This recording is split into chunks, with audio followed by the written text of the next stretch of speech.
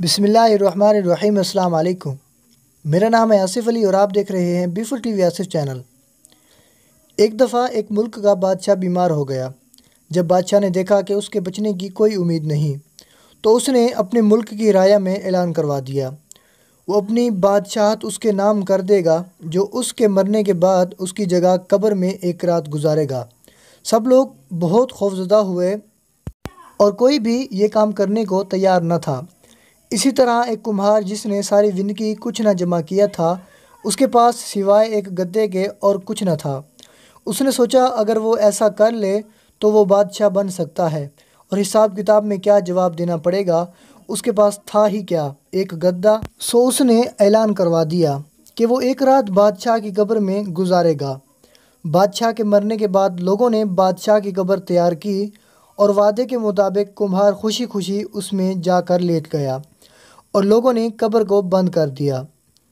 کچھ وقت گزرنے کے بعد فرشتے آئے اور کہا اسے کہ اٹھو اور اپنا حساب دو۔ اس نے کہا بھائی حساب کس چیز کا؟ میرے پاس تو ساری زندگی تھا ہی کچھ نہیں سوائے ایک گدے کے۔ فرشتے اس کا جواب سن کر جانے لگے، لیکن پھر ایک دم رک گئے اور بولے ذرا اس کا نامہ اعمال کھول کر تو دیکھیں اس میں ہے کیا۔ بس پھر کیا تھا؟ سب سے پہلے انہوں نے پوچھا کہ ہاں بے فلاں فلاں دن تو نے گدے کو بھوکا رکھا تھا۔ اس نے کہا ہاں۔ فوری طور پر حکم ہوا کہ اس کو 100 درے مارے جائیں۔ اس کی خوب دھلائی شروع ہو گئی۔ اس کے بعد پھر فرشتوں نے سوال کیا اچھا یہ بتا کہ فلاں فلاں دن تم نے زیادہ وزن لاد کر اس کو مارا تھا؟ اس نے کہا ہاں۔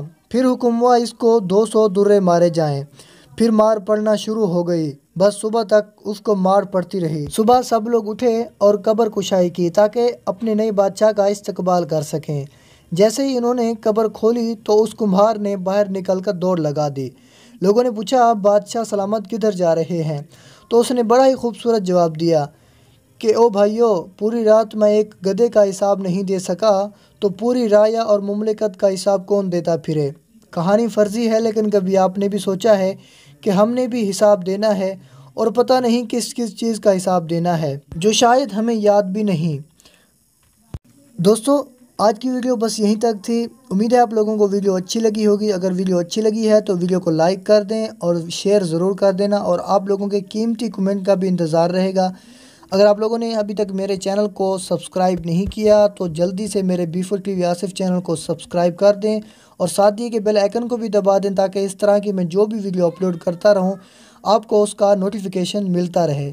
تو ہم ملتے ہیں ایک اور ویڈیو میں، اب تک دیجیے اجازت۔ اللہ حافظ۔